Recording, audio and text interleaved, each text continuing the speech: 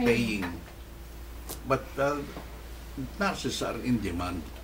If you're a nurse, good, because nurses are in demand, and also physical therapists, occupational therapists, it's in demand.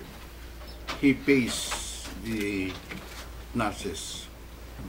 It's free transportation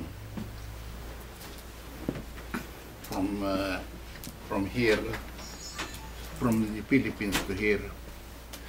Brad, with regards to sa Philippines ngayon, sa National Council, are you updated? Meron kayong contact pa rin? O wala akong, I have no contact ngayon eh. Ngayon? Oo. So you're not I knowing? guess you might initiate the contact Pwede natin from here. Oo. Because they also need communication siguro, maimbita kayo rin. Oo. We can do that way. Put the initiation. Yung contact.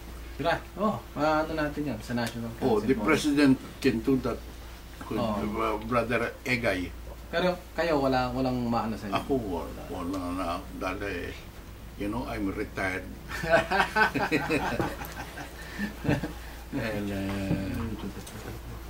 I have my own medical problem. Okay. And I used when kaya niyo pa mag-travel, brother? Kaya niyo pa mag-travel to Philippines? Just in case, let's say, mag-dito sa inyo? Hindi na. Even in California, the chapter there invited me. I don't know. I guess you know. Yes. I was invited. The free transportation, plus the hotel, but hindi na kaya. Hindi ko na kaya. And my wife said, if you go there, you'll collapse. Who will pick you up? There was said, Sister Cecil told me he will accompany me, but my wife doesn't want it because if I drop, I remember that. He cannot carry me because it's always the doctor at this point always tell me that somebody should be with me always. Whenever I go out. Whenever I go out, even walking around, because I'm not as strong as before.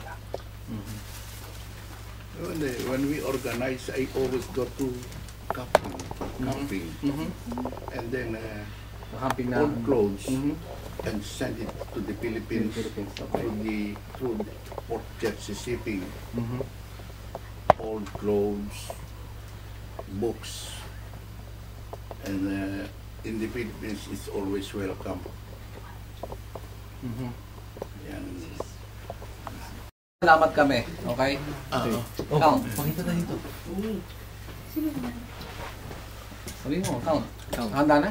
Ready. Okay. So, itong interview na to, tinanong natin si Brad Larry. Papasalamat lang kami. Brad, maraming salamat at kinuwento mo sa amin ang buhay nyo nung araw sa Alpha Phi Omega Far Eastern University, from recruitment hanggang sa mga services. Salamat. Thank you very much. Thank you, Tol. Salamat, Tol. We'll see you again. Yeah. My lifespan is limited now, but I want to be with you every year if possible. Thank you, Tol. For the best. Sa time na meet ka namin. Thank you. Thank you. We're honored. Thank you. We're honored to meet you. Thank you, bro.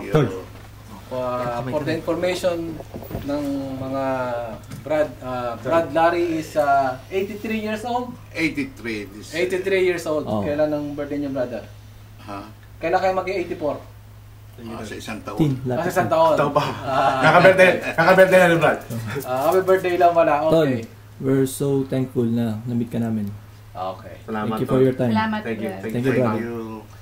Hindi ko pa nagpapakilala. Pakilala ka ba? Pakilala na kayo lahat. I'm brother Benito Valios sa Epsilon Phi 98B.